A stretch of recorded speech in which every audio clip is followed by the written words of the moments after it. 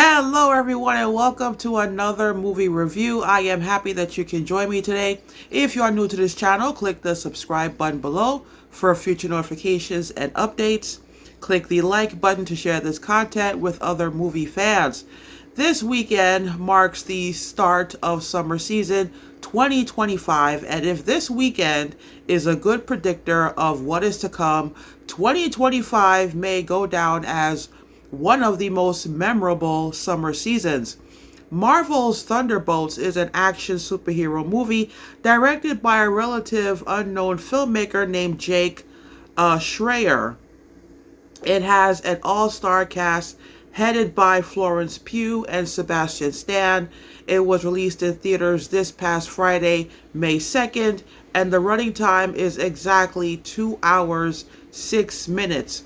I never saw Black Widow, so I figured in order to understand this movie, I had some catching up to do, and I am glad I did. Black Widow is not what I expected, and it kind of made me teary-eyed towards the end of the film. Natasha, played by Scarlett Johansson, and Yelena, played by Florence Pugh, were raised as sisters, and both were trained to be assassins since they were kids. Alexei, aka the Red Guardian, played by David Harbour, was their adopted father, who has been in and out of their lives.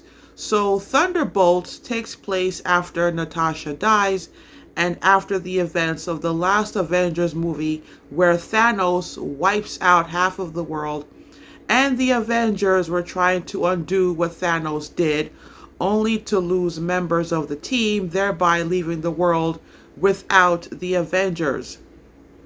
So the movie starts with Yelena taking an assignment in Malaysia. She was hired by Valentina de Fontaine, played by Julia Louis-Dreyfus. She is the CIA director who is about to be impeached by the government due to some illegal issues. However, Yelena wants to quit her job because she is going through her own existential crisis. After she completes the assignment, she visits the Red Guardian, who has moved on with his life by starting his own limo taxi service company.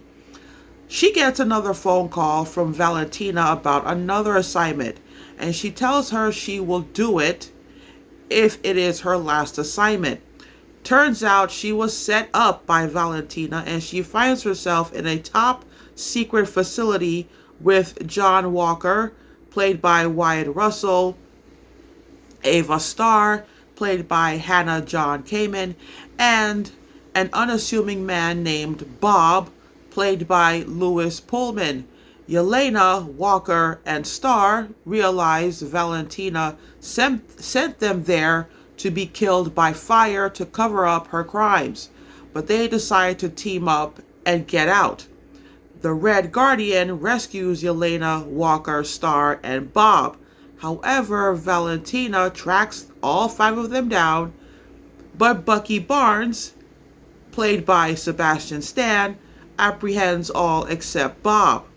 When they figure out what Valentina's plans are, Bucky decides that he realizes that he needs them. So he unties them, lets them go, and they decide to save Bob and save the world from Valentina. And since Bucky is the one who set them free, that makes him the leader of the group. So I am going to give this film a solid 4 out of 5 stars. This is the 36th movie in the Marvel Universe, and at this point I have watched the Avengers franchise more often than I should. Now, I am sure every Marvel fan at this point has a favorite movie, but for me, this one, surprised to say, this one is my favorite Marvel movie in the entire franchise. When you find out who Bob transforms into, I found myself thinking, holy Moses, he's more dangerous than Thanos. And comment in the box below if you agree with me or not. But he just comes off to me to be more dangerous than Thanos.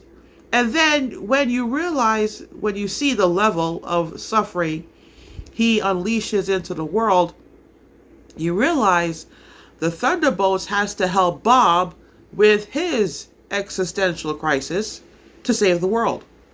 That sequence of events in the movie reminds me of the movie Inception. But the problem with Bob is so brilliantly executed, it also reminded me of a quote by Dr. King. He once said, "Darkness cannot drive out darkness. Only light can do that." So when Yelena figures out how to help Bob, it makes perfect sense. However, the problem with the movie is it has some one-liner jokes, as if the movie makes itself out to be less serious than it is. But the fact that this is such a brilliant movie with such a brilliant idea, the one-liners fell on deaf ears for me. I think if the filmmakers stuck to the serious tone throughout the film, the way Nolan did when he made Inception, we could have had another Marvel movie that was Oscar-worthy beyond the visual effects and the sound effects. The Black Panther was nominated for Best Pick. Thunderbolts could have been nominated for Best Pick. But I don't know if the one-liners was the studio's idea or the filmmaker's idea. But otherwise, this is a great way to start off the summer season. If the movie tickets were not so expensive, I would watch Thunderbolts again in theaters. And come to think of it, I would watch Sinners again in theaters as well. And I am hoping they put those two movies out on DVD. But nowadays, a lot of movies are not released in physical format anymore. And to me, that is just a shame. I'm looking at what's going on for the past couple of years. And there was a movie that I did a review for a couple of years back, Chevalier. That was the biopic on the story of Chevalier de Saint-Georges. That was a great film in my opinion, and I would have loved to have copped that DVD, but it was on streaming for a while and then they took it off. And so now I don't have the DVD and it's not streaming at this time. So it kind of sucks that they're phasing out DVDs and Blu-rays. The next Mission Impossible movie is coming out later on this year. I have yet to get the last Mission Impossible movie on DVD. So, I really miss the DVDs. I really do. And I also miss the extras that you would get with DVDs. But anyway, that is all for today, my friends. Thanks a lot for watching, and I will see you next time with another movie review. Today is May 4th, aka Star Wars Day.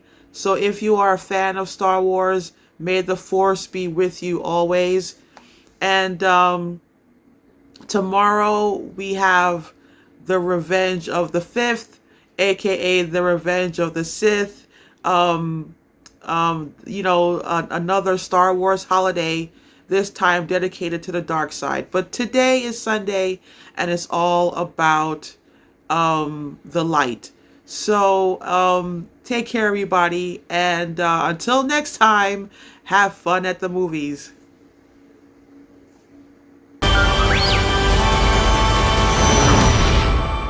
May the Force be with you.